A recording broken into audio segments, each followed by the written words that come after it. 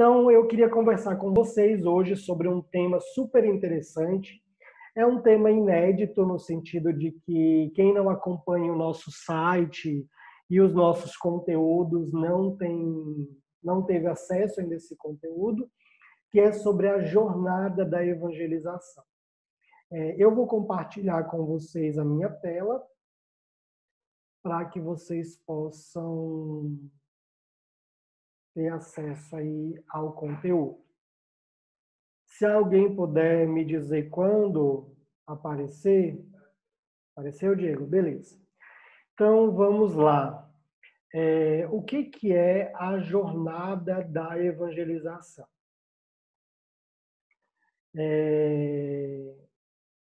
Aonde nasceu, né? Como é que eu me inspirei em criar essa jornada da evangelização? Na realidade do marketing digital e das vendas, é muito comum as pessoas trabalharem com o que nós chamamos de funil de venda. Então, quem trabalha na área de venda e quem já teve esse contato com a realidade das vendas, vai ter bem esse funil não é algo desconhecido, tá certo? Então, dentro do funil de vendas, a gente tem uma metodologia para atrair o cliente até a compra, né? Então, eu faço um processo de relacionamento para que ele se torne um cliente. Então, quando eu estudei sobre o funil de venda, eu vi aqui que nós tínhamos uma grande oportunidade de conhecimento e de metodologia para trabalhar a evangelização. Então, o funil de vendas, ele me possibilita uma série de etapas que leva a pessoa a aderir, a comprar um determinado serviço. Então, como você está vendo aí na sua tela, o funil de vendas ele tem algumas etapas importantes que devem ser seguidas. Então, a primeira etapa é atrair. Então, para que eu possa para que eu possa ter um cliente, eu preciso atrair um visitante. Então, como é que funciona? Antigamente, sem o marketing digital, vamos pegar aí uma loja de sapatos, certo? O cara que queria vender sapato, ele tinha lá o seu vendedor e ele, para atrair o visitante à loja, ele distribuía panfleto, fazia propaganda na TV, no rádio, ele colocava outdoor e tudo mais, e isso levava a pessoa a visitar a loja dele. Porém, isso não significava que ele já iria ali comprar o tênis, o calçado que ele tem disponível na loja.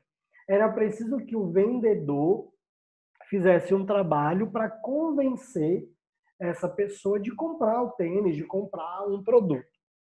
Então, estava sob o poder do vendedor toda a capacidade de convencimento para a compra desse produto, de um produto específico.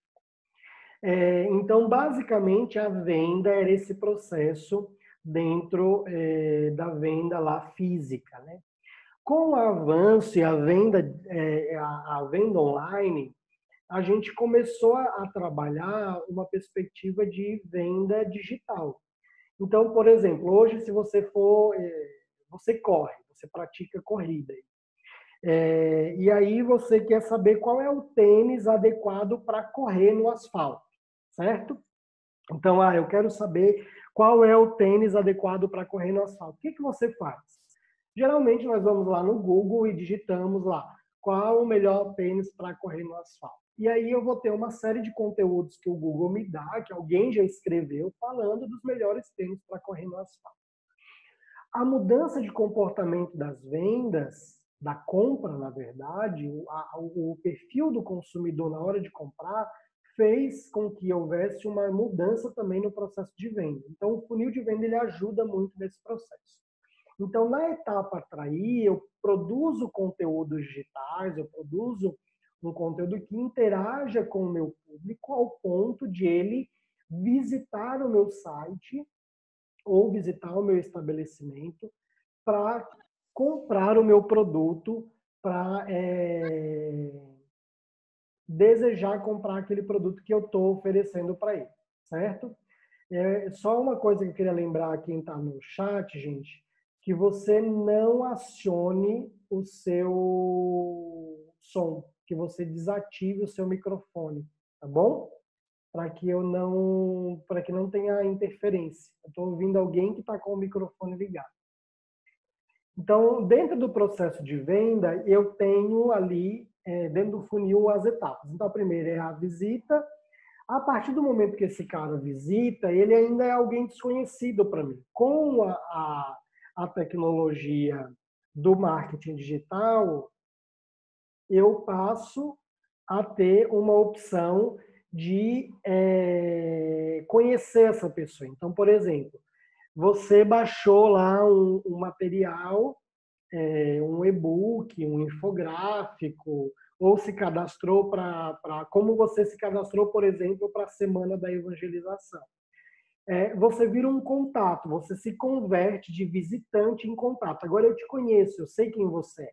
Por exemplo, quem está aqui na sala, provavelmente você se cadastrou, eu tenho lá o seu e-mail e alguns dados seus, inclusive alguns deram o seu celular. Com isso, você passa a ser um contato, um lead dentro da minha base de contatos e eu posso me relacionar com você. Eu posso fazer um trabalho com você para que você conheça os nossos produtos e nossos serviços. Isso acontece dentro da realidade da venda hoje. Então, muitas pessoas acabam comprando porque vão passando por um processo que a gente chama de jornada de compra. Tudo isso que eu estou falando, atrair, converter, relacionar, vender e analisar, ela está dentro de um contexto de uma jornada de compra. Então, a gente tem aí o funil de vendas, que é esse caminho até que a pessoa, de fato, se torna ali no fundo do funil um cliente. Tá certo? Então, quando eu estudei isso, eu percebi que aqui existia um caminho que é muito atraente para o processo evangelizador. Mas o que isso tem a ver com a evangelização? O que o funil de vendas, o que a jornada de compra tem a ver com a evangelização? O que ela pode nos ensinar? Se você vê todo o conteúdo que a Dominus produz, você vai ver que a gente sempre costuma trazer aquilo que o mercado secular, aquilo que a gente aprende lá fora do contexto religioso, e o quanto isso eu posso transformar para a evangelização. Então, você vai ver isso muito claro nos nossos conteúdos. E quando eu vi sobre o funil de vendas, sobre a jornada de vendas, a jornada de compra, eu vi ali uma oportunidade de nós organizarmos um roteiro, um esquema, para utilizar na evangelização. Então, como que eu posso atrair novas pessoas? Como que eu posso, por exemplo, pegar um cara que é ateu, que não acredita em Deus, e trilhar um caminho para que essa pessoa se torne um cristão, por exemplo. Certo? Então, como que eu posso gerar esse processo?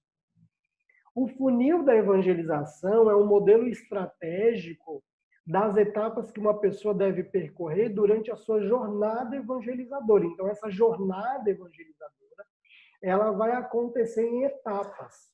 E o funil me ajuda a visualizar como isso acontece e a organizar as minhas atividades, tanto digitais quanto presenciais. Eu integrar isso não ser partes separadas, isso está ligado uma coisa na outra, tá certo? Então, isso é um modelo, não é um evento, é um modelo de metodologia. O que é a jornada da evangelização? A jornada da evangelização, ela não se trata de um evento, mas sim de uma metodologia, isso que eu falei agora há pouco. Nós temos, então, um roteiro, um caminho que a pessoa pode seguir. Isso lembra muito o catecumenato, por exemplo. O catecumenato é um roteiro, é um caminho em que uma pessoa vai percorrer para receber os sacramentos, ser introduzido na vida da comunidade. E que agora volta com grande força. Mas, nesse caso aqui, o catecumenato, por exemplo, ele poderia estar dentro da jornada da evangelização. Então, essa metodologia que eu apresento hoje é um modelo, é um esquema em que eu poderia, por exemplo, um padre poderia pegar esse esquema e implantar dentro da paróquia como um modelo ideal para a evangelização acontecer na paróquia. E aí a gente vai entender isso ao longo do caminho, como eu pego tudo que já existe na paróquia e organizo isso nessas etapas, tá certo? Vamos lá. A jornada da evangelização é o caminho que todo fiel irá percorrer até poder decidir por aderir à proposta que estamos fazendo aí. Então, neste caso, uma vida nova em Cristo Jesus. Entenda melhor, a gente vai entender melhor isso nessas etapas. A primeira etapa é aprendizado e descoberta. A segunda, reconhecimento do problema. A terceira, consideração da solução. E a quarta, a avaliação e adesão, ou seja, é o momento que eu vou aderir ali ao processo e avaliar ele. Para cada etapa, existem gatilhos cujo objetivo é levar a pessoa a percorrer a jornada da evangelização. Certo? Então, para cada etapa, eu tenho um gatilho, um mecanismo que leva ela para a próxima etapa. Eu só vou voltar um pouquinho aqui à etapa, que é a seguinte. A etapa aprendizado e descoberta é um momento em que a pessoa não sabe o que ela quer. Ela não tem claro ainda, nessa etapa aqui, ela não tem claro, nessa etapa aqui, ela não tem claro o que ela quer de fato fazer, certo? O que acontece? Vamos supor que eu quero fazer um trabalho com as mães com mães. Vamos dar um exemplo aí. Eu quero trabalhar com as mães. Só um pouquinho. Deixa eu só... Tem alguém escrevendo na apresentação, eu acho. Não sei o que está acontecendo ali, mas vamos lá. Na etapa aprendizado e descoberta, eu quero levar a pessoa a descobrir que ela tem um problema, que é a segunda etapa. Então, por exemplo, eu tenho as mães, eu quero fazer um trabalho com mãe. Então, eu poderia, nesse momento, levar as mães a um trabalho de reconhecimento sobre a dimensão da maternidade. Então, eu vou organizar um evento, por exemplo, com dicas sobre a maternidade. Então, eu organizo na minha paróquia um evento que nem tenha caráter religioso, mas que seja um evento voltado para mães. Então, eu vou fazer um workshop sobre dicas de como lidar com filhos adolescentes, por exemplo. Esse conteúdo não tem ligação nenhuma no primeiro momento com a questão religiosa. Eu estou fazendo um evento para mães. E aí eu desperto ela para um tema que é uma dor dela, que é uma dificuldade dela. Ela tem dificuldade de lidar com o filho adolescente, então ela vai para esse evento. Chegando nesse evento, ela vai ver lá várias dicas, ela vai ter uma palestra com um psicólogo e tal, que vai apresentar para ela inúmeras realidades e ela vai ali ver que ela tem um problema e que ela precisa resolver esse problema. O psicólogo vai dar alguns caminhos e tudo mais, e ao final, em meio a tudo que a mãe ali aprendeu, eu posso sugerir, como padre, como agente pastoral que está coordenando esse evento, com uma solução para essa mãe, para auxiliar ela nesse caminho formativo e educacional dos filhos. E aí eu posso sugerir, por exemplo, para ela participar da novena Mães que Oram pelos Filhos, porque uma das dicas lá do evento é que, além de todos os caminhos psicológicos, terapêuticos, pedagógicos, existe uma coisa importante que é rezar pelos filhos, o movimento da oração. E aí eu posso ter como uma consideração de solução a novena Mães que Oram pelos Filhos. E aí cabe a essa mãe aderir, ali na quarta etapa, aderir a participar da novena Mães que Oram pelos Filhos. Então eu trilho um caminho, uma jornada evangelizadora com essas mães. Tá dando para entender? Se você está entendendo, eu peço que você sinalize isso colocando lá no chat, tá bom? Para que eu possa ir acompanhando. E aí, se você tiver perguntas, já coloca no chat que depois eu vou responder.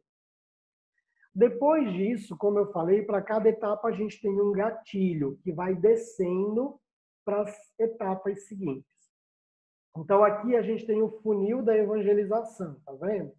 Então, dentro do funil da evangelização, eu tenho a etapa atrair, a etapa converter, a etapa discipular e a etapa fidelizar dentro da jornada. Então, eu vou ter atividades para atrair, atividades para converter, atividades para discipular e atividades para fidelizar o paroquiano, o evangelizante. O topo do funil, nesse caso aqui, que é atrair, ele está para a etapa aprendizado e descoberta. Lembra do que eu falei lá na parte da jornada? Então, na atração, tudo que eu for fazer, eu vou considerar a etapa aprendizado e descoberta. Eu vou fazer, por exemplo, eventos, atividades evangelizadoras que despertem o aprendizado e a descoberta. Eu não vou, por exemplo, produzir conteúdo que tenha um grau de aprofundamento muito grande. Aqui o foco inicial é a descoberta. Diria que aqui o foco é principalmente o querigma. É levar as pessoas a uma experiência querigmática. Está dando para entender? A segunda etapa, o meio do funil, no meio do funil eu tenho a etapa reconhecimento do problema e consideração da solução. Então, eu vou levar as pessoas, nesse momento, a descobrirem que elas têm um problema e a considerarem essa solução. Então, por exemplo, eu conheço Jesus, eu tenho uma primeira experiência com ele. Eu encontro Jesus lá na novena, no Cerco de Jericó, que é uma atividade topo de funil. Como que eu aprofundo essa experiência com Jesus vivida no Cerco de Jericó é nas atividades que estão ligadas ao meio do funil, a etapa reconhecimento do problema e consideração da solução.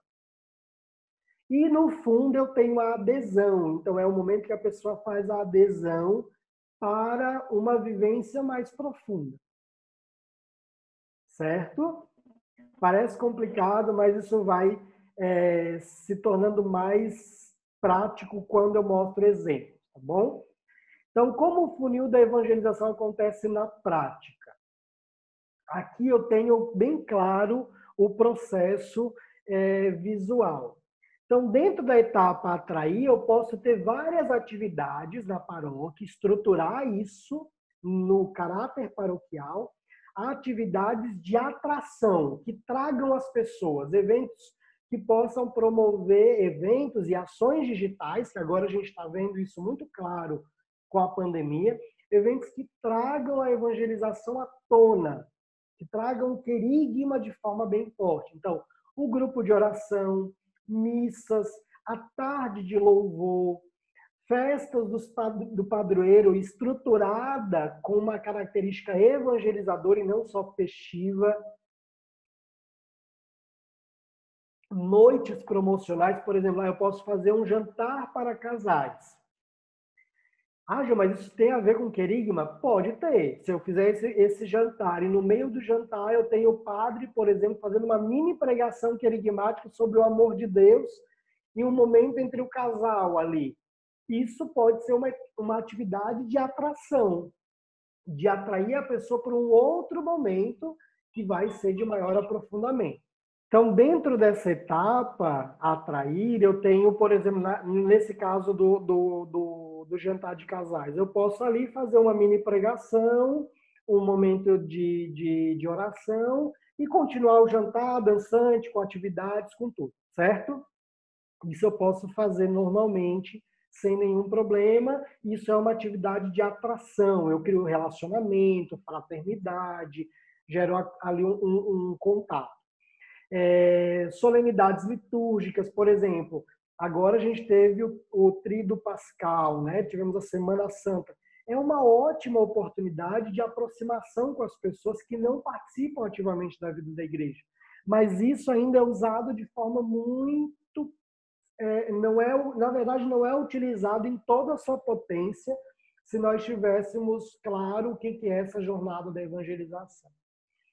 Depois a gente tem a evangelização nas casas, em ambientes públicos, eu posso fazer visitas missionárias, eu posso ter atividades evangelizadoras mais fortes em ambientes que são abertos, né? Praça, shopping, frentes de baladas, enfim, eu posso ter várias atividades para atrair. Até eu dei um exemplo numa paróquia que eu fui dar uma palestra sobre isso, lá em Joinville, sobre você utilizar, por exemplo, eu até dei exemplo usando Florianópolis. Floripa, as pessoas gostam muito de cachorro-quente. Se você vê em toda esquina tem cachorro-quente para vender, assim, é bem comum isso, né? Igual São Paulo, pizza e pastel. Por que não eu posso ter um carrinho de cachorro-quente itinerante pelo bairro, aonde a paróquia, inclusive, arrecada recurso financeiro com esse carrinho de cachorro-quente, e ela, além disso, pode promover momentos evangelizadores. Então, ela vende cachorro-quente, arrecada recurso financeiro e ainda evangeliza. Pode botar lá alguém para cantar, pode fazer momentos de oração, pode organizar oração e aconselhamento, pode estar ali a pastoral da família para acompanhar os casais. Então, você cria uma atividade de atração que tenha um caráter querigmático, certo? Depois, a gente vai para a etapa converter. O nome já deixa claro isso. Eu preciso tirar ela da atração desse visitante, que eu não sei quem é, que é alguém que veio aleatoriamente, para alguém que está mais perto de mim, para alguém que eu tenho um nome, que eu sei de onde que entra naquela evangelização mais personalizada, mais acompanhada, direcionada. Então, vamos supor, eu tenho lá no Cerco de Jericó 1000 pessoas e agora eu tenho que ter um outro evento para reunir um grupo menor em que eu possa acompanhar de forma personalizada, porque no final a evangelização é isso, é pessoa a pessoa, certo? E aí eu tenho outras atividades, como retiros de experiência de oração, seminários de vida no Espírito Santo, oficinas de oração e vida, por exemplo, o movimento, né, da oficina de oração e vida. Eu posso ter eventos que aprofundem aquela primeira experiência. Então, eu trago a pessoa para mais perto e um acompanhamento maior para que ela aprofunde esse primeiro amor, que ainda não é bem um primeiro amor a Jesus tão forte, tão intenso. Então, eu preciso levar ela a essa experiência de conversão maior, certo? Feito isso, ela está agora mais inserida no contexto paroquial. Eu tenho uma relação maior com ela. Ela não está agora longe dos meus olhos, ela está próxima, eu sei quem ela é, inclusive eu já sei pelo nome, eu já tenho um acompanhamento. Depois que ela viveu essa experiência, num retiro, numa experiência mais profunda com Deus, eu posso, o movimento de Emaús, o Cursilhos, tem aquele de casais que aqui em São Paulo e na região sudeste é bem forte, que é o... Como é que é o nome, meu Deus? Em Campo Grande tem vários, que é eu vou lembrar ainda o nome desse movimento. Eles têm... a maioria são casais, mas tem o para jovens também. Casais Unidos com Cristo, eu acho que é isso, uma coisa assim, mas eles têm várias vertentes ali. Dá para você trabalhar encontro de casais com Cristo, isso mesmo. Então, esse tipo de ação, de retiro, de movimento, atrai muita gente. E faz um trabalho de conversão, de mudança de vida, de mudança de chave, de virada de chave, certo? Depois disso, é o momento de eu formar essa pessoa de evangelizando para evangelizado. E aí é o momento de discipular essa pessoa. É quando eu vou pegar ela e vou formá-la para o ministério, para o apostolado, para a pastoral. E eu vou trabalhar ela numa perspectiva integral, numa perspectiva orgânica, da pastoral orgânica na vida paroquial. Eu não, por exemplo, o grupo de oração da renovação carismática, ele é uma atividade de atração evangelizadora enorme. Mas eu posso ter pessoas da renovação carismática católica sendo catequista, sendo da pastoral dos enfermos. E para que isso aconteça, essa pessoa tem que ir para uma escola de formação, por exemplo. Eu preciso criar momentos formativos que leve ela a descobrir o apostolado dela, a descobrir o serviço dela na igreja, a missão dela na igreja. Está dando para entender? E aí eu tenho, por exemplo, atividades ali como escolas de formação, reuniões dos movimentos, tardes de formação, encontros formativos específicos. A catequese aqui entra, tem muita gente que é adulta, por exemplo, que não foi batizada, e a catequese de adultos é um ótimo instrumento de discipulado. Eu tenho uma paróquia que foi nosso cliente em Curitiba, e o catecumenato deles, adulto, era uma frente evangelizadora da paróquia muito grande. Onde, por exemplo, faziam 20 pessoas essa catequese, 10 eram inseridos na pastoral. 50% deles ficavam trabalhando na igreja. E era bem interessante que muitos deles na pastoral litúrgica, servindo na liturgia da igreja. Porque o catecumenato tem uma experiência muito forte litúrgica, né? Então, as pessoas acabavam se inserindo na liturgia, no batismo, na catequese, se tornavam catequistas. Então, esse processo de discipulado é bem importante, se ele for bem feito, para que as pessoas se tornem evangelizadores. Hoje, o nosso problema, por exemplo, nesse sentido aqui, eu abro um parênteses, a catequese. Nós temos hoje uma catequese que é muito ruim em muitas paróquias, em que 40 pessoas fazem, sei lá, tem paróquia que tem 120 crismandos. Desses 120 crismandos, nenhum fica no grupo de jovens, por exemplo. E isso é um sinal de uma catequese que não foi bem dada ao ponto de levar o jovem a continuar a sua vivência na igreja quando acabar a catequese. Então, eu preciso pensar, e aí a jornada da evangelização, ele traz essa característica de etapa por etapa. Eu penso no todo, não num momento. Não no momento, certo? Então, a catequese ali é uma forma interessante. Os cursos de preparação sacramental, eles são interessantes para isso. Mas aqui eu abro um parênteses, porque hoje muita gente busca o sacramento sem ter recebido o querigma. Então, assim, eu vou lá para batizar o meu filho, mas no fundo eu nem fui evangelizado direito, entende? Eu estou indo mais por uma questão de tradição, de fazer a festa do batizado, da Eucaristia ou do casamento, do que em si pelo valor sacramental.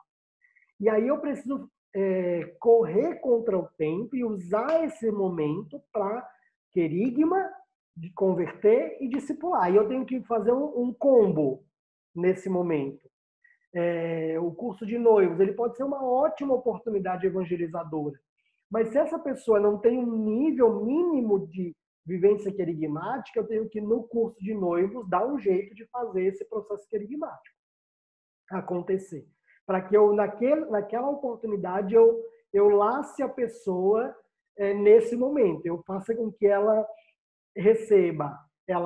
Eu nem precisei atrair ela, porque ela foi por conta, porque hoje ainda as pessoas vão fazer esses cursos, ninguém convida elas vão lá na paróquia para fazer.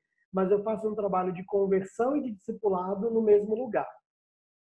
certo? Se você tem dúvidas, manda pergunta ali no chat, depois a gente vai conversando. E, por fim, eu tenho a etapa de fidelização, que é a formação permanente na evangelização. Nas nossas paróquias, eu vejo isso, e aí eu converso muito com os padres, eu sinto falta de uma evangelização com o agente pastoral, aonde eu tenho uma formação permanente com essas pessoas. E essa formação permanente não é só uma formação pastoral, sobre orientações litúrgicas, orientações ministeriais, orientações doutrinárias da igreja, não, mas uma formação integral, espiritual, humana, afetiva, aonde eu trabalho o todo da pessoa, né? E um acompanhamento e direção espiritual. Por exemplo, eu tenho padres que às vezes eu converso e eu vejo assim que às vezes o acompanhamento da pastoral, ele vai conversar com o coordenador pastoral dele e é assim, é tudo ligado à pastoral. Quais os problemas da pastoral, o que ela está vivendo. E o padre, e aí, claro, isso é um processo. Quando você tem um bom líder, você cria novos líderes. E esse líder, ele se espelha em você. Então, se eu tenho um padre, por exemplo, que acompanha espiritualmente e humanamente um agente pastoral, que é o coordenador da pastoral, esse coordenador, ao viver esse acompanhamento, aprende a acompanhar o seu liderado. Então, é a história do que, se eu tenho um bom pastor, eu me torno um bom pastor. Tá entendendo o que eu estou dizendo? Então, isso eu brinco, e aí eu faço um parênteses para os padres, perdão, certo? Mas a paróquia, muitas vezes, é reflexo do seu pastor. Se a evangelização da paróquia é ruim, é porque esse padre precisa crescer na evangelização dele, pessoal.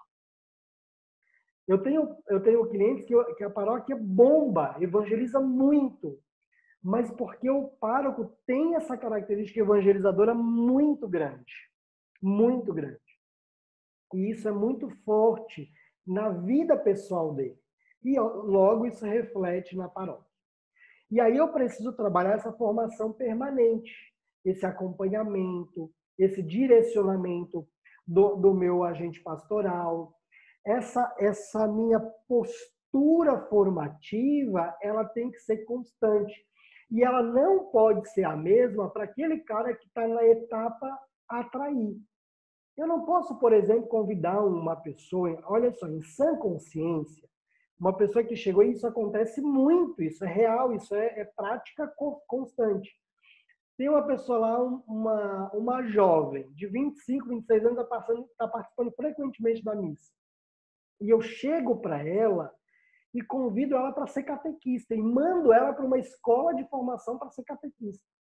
Sendo que ela não passou, mesmo que ela vá na missa todo final de semana, ela não passou por um processo querigmático de evangelização. Ela não percorreu um caminho evangelizador que deveria ser natural na vida dela. Então, essa jornada me auxilia a colocar as coisas no seu devido lugar. E aí, por exemplo, o dizimista, aonde que o dizimista entra? Eu não vou falar sobre dízimo com quem está na etapa atrair. Eu vou falar sobre dízimo quem está na etapa converter e discipular. Aí faz sentido eu falar sobre dízimo. A fidelidade dessas pessoas vai ser muito maior do que aqueles que estão na etapa atrair. Eu vou falar muito mais sobre o dízimo de forma muito mais profunda com quem está na etapa fidelizar. Eu vou aumentar o meu grau de formação à medida que as etapas do funil, da jornada, vão sendo vividas. Tá certo? Vamos praticar isso na nossa paróquia? Vamos tentar criar um projeto que use essa metodologia e entender isso? Né? Eu deixo aí esse desafio para vocês, tá certo? Então, é isso. Eu vou tirar aqui o compartilhamento para que a gente possa abrir para as perguntas. Vamos lá. Estou à disposição. Se você tiver perguntas para fazer, você pode colocar ali que eu vou respondendo. Aqui, Gustavo Cardoso. Eu não consegui compreender muito bem sobre o querigma. Então, Gustavo, o que acontece? Isso é muito comum, na verdade, nas nossas paróquias, as pessoas não saberem o que é o querigma. O querigma é o primeiro anúncio. Toda pessoa que eu vou trabalhar a evangelização, eu preciso entender de querigma. Eu preciso entender o que é o querigma. O amor de Deus, pecado de salvação, senhorio de Jesus, a vida em comunidade, a vida no Espírito Santo, os dons do Espírito, né? Inclusive a renovação carismática é um movimento que usa muito e tem muito claro o que é o querigma, né? Tem uma apostila chamada Enchei-vos, que é da Comunidade Católica Shalom, que é um modelo de querigma, de anúncio querigmático, por exemplo. Então, quando eu uso esse modelo de querigma no início de um aprendizado com os meus evangelizandos ou possíveis evangelizandos, a minha taxa de sucesso na evangelização vai ser muito grande. Às vezes nós temos uma mania de grandeza muito grande na vida paroquial. Nós queremos as multidões. E aí uma coisa que é interessante, por exemplo, nós queremos fazer um cerco de Jericó em que lota a igreja, certo? Lota a igreja, lotou a igreja. E aí dá 2.000 pessoas todo ano, lota, tem que botar tenda e tal, mas eu não faço nada com essas pessoas. Eu não crio uma rede de. Eu tenho uma rede de pesca, só que eu não trato o peixe. Pensa aí que nós somos um. Você é um pescador. É a mesma coisa. Eu sou da terra da tainha, né? Por exemplo.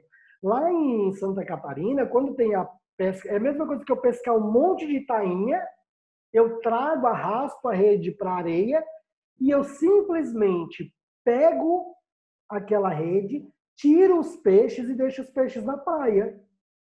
Eu não pego esse peixe, separo ele nos tamanhos, levo para a peixaria, trato esses peixes e vendo esses peixes.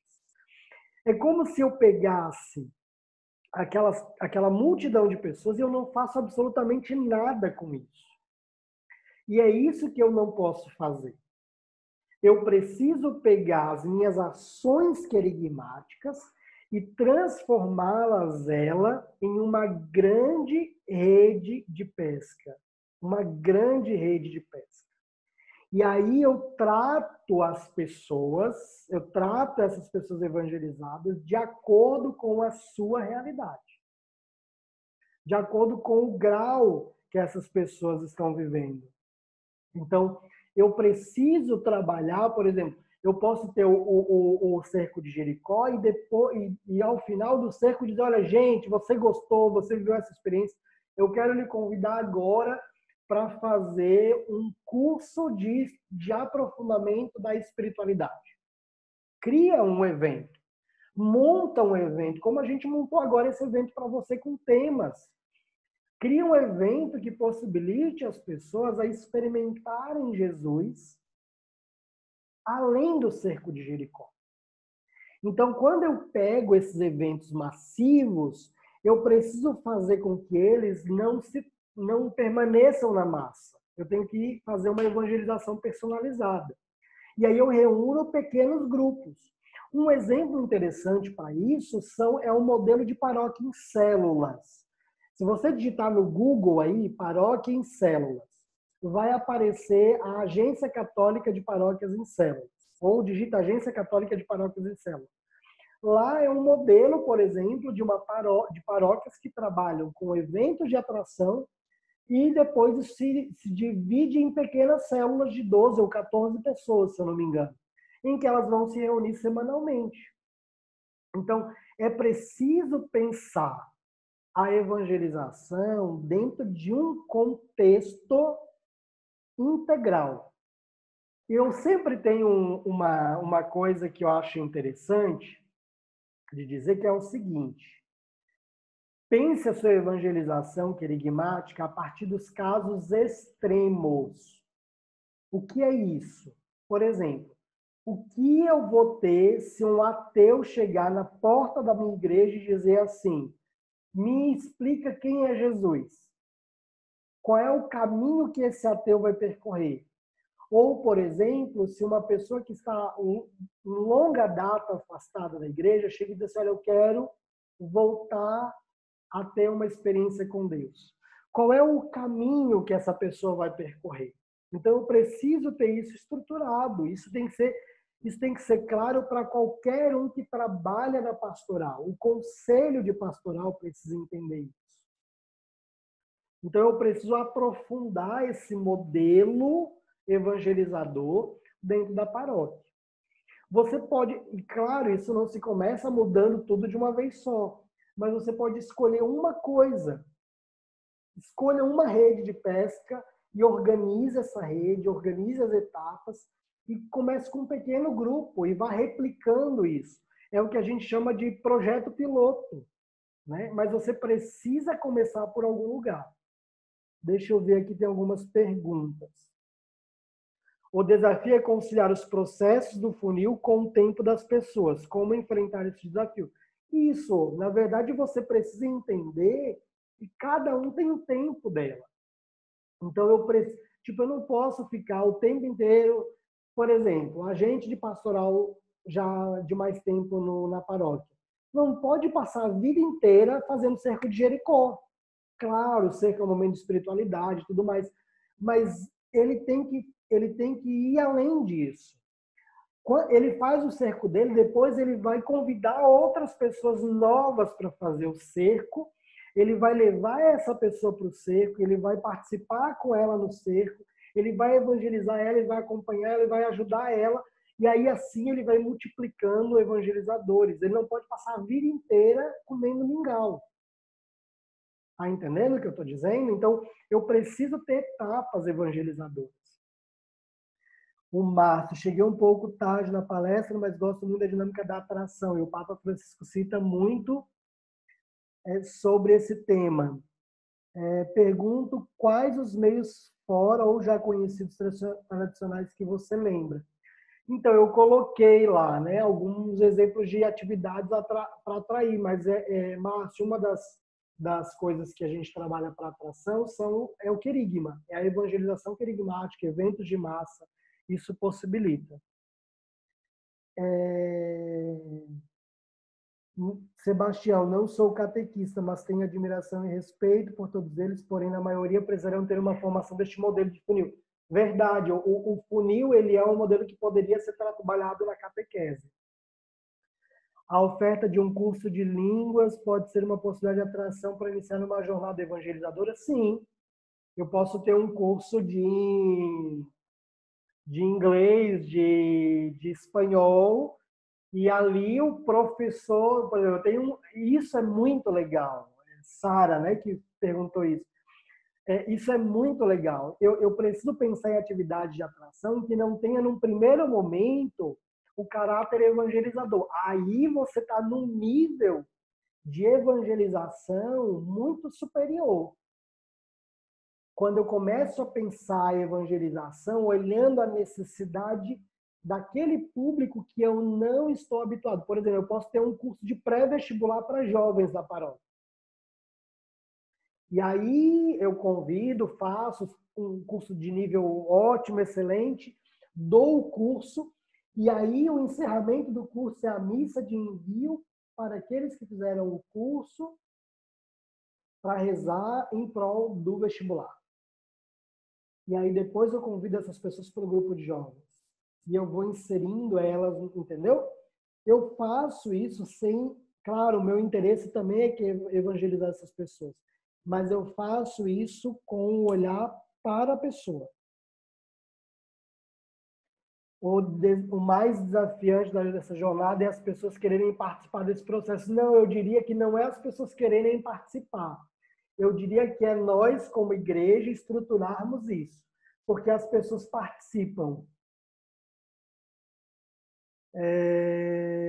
Na fidelização, é interessante que o acompanhamento formativo deve procurar diversas estratégias para estimular esse discipulado sempre estar entusiasmado em participar da evangelização. Sim, eu preciso. É interessante isso, né? Nós temos que trabalhar a fidelização das pessoas. Nós esquecemos que o agente pastoral cansa, ele tem os desafios dele. Então, eu tenho que estar constantemente trabalhando a formação permanente. Na Nossa Senhora do Carmo, nós realizamos textos nas casas, toda quarta-feira, e convite para visitar a comunidade. Essa é uma ação legal. A Vilma, obrigado, Vilma, pelo elogio ali. E, de fato, as visitas nas casas é uma grande atividade evangelizadora de atração. Isso é uma das dificuldades, muitas lideranças não sossegam e não querem dar espaço para novos, principalmente para a autopromoção. Eu diria que a falta de você passar a missão para o outro é justamente a falta de uma formação que me coloque como eu estou naquela pastoral em missão. Por exemplo, se eu fosse pároco, na minha paróquia não existiria eleições de coordenação e nem nomeação em si. Existiria envio missionário. Então, hoje eu te envio em missão para ser o coordenador da pastoral dos enfermos. Hoje eu te envio em missão para ser catequista. E isso seria algo que teria um rodízio.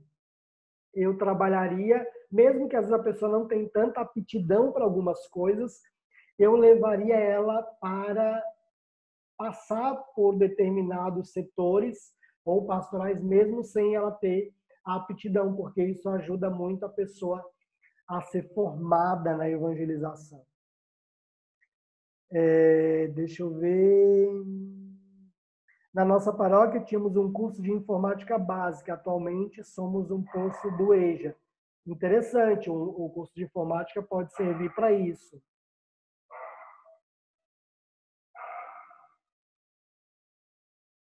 Vocês já tiveram situação onde algum paroquiano se interessou em realizar esse projeto, mas o pároco está um tanto resistente? Sim, Denilson, eu acho que é um diálogo que você precisa viver com o pároco. Mas eu sempre digo o seguinte, nós não podemos querer empurrar de boca abaixo as coisas. A gente precisa trazer as coisas organizadas, um modelo, né? E também, às vezes, fazer pequenas ações. Eu mesmo realizar ações, eu ter resultado, e aí eu mostro, e depois isso vai se replicando. O clericalismo pode ser uma barreira, calma aí, o clero pode ser uma barreira com a sua experiência, como quebrar. É aquilo que eu falei. Eu acho que o clero está aberto mais, assim. É que depende muito do perfil do padre também, né? Mas eu acho que é possível. E existem coisas que não dependem do padre para ser feita. Então, se você coordena uma pastoral, você pode aplicar o funil na sua pastoral. Em relação aos jovens, onde há muitos atrativos hoje para eles, como fidelizá-los, como não torná-los extremamente ocupados, como fazer eles se sentirem atraídos e fidelizados com os seus grupos de jovens. Na verdade, o jovem precisa de atividade, então você precisa ocupar ele. Não tem outra forma. E outra coisa importante, né? É preciso pensar com a cabeça do jovem lá da rua, não é com a cabeça do jovem da igreja. Eu acho que um erro que nós cometemos hoje na evangelização dos jovens é justamente isso. Eu penso com a cabeça do jovem da igreja. Eu não penso com a cabeça do jovem que está lá fora. Isso é um erro nosso, né? A questão de trabalhar em conjunto depende das pessoas abrirem a mente em prol do bem comum. Sim, Marciano, isso é formação. Trabalhar a pastoral de conjunto exige muita formação, muita formação. Aqui na paróquia São José temos 2 cursos com experiência querigmática, o curso AME+, e o Querima. Ótimo, isso aí, isso é legal. De criar cursos é uma excelente experiência. Gente, é isso. Quero agradecer a participação de vocês.